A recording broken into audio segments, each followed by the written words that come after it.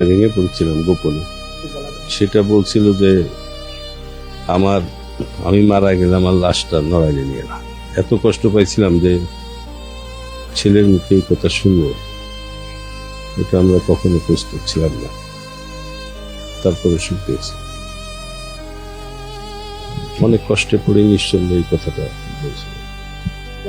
এই যে এখন তো আসলে আয় ইনকামেরও তো একটা স্থবিরতা চলছে। শুনেন না, এটা খুব খুব করুণ অবস্থার ভিতরে চলতেছে। একেবারে পথের ফকির বলতে গেলে। আমাদের তো নগদ টাকা পয়সা ওরকম নাইও, ছিল না নাইও, ওই টুকটাক করেই চলে।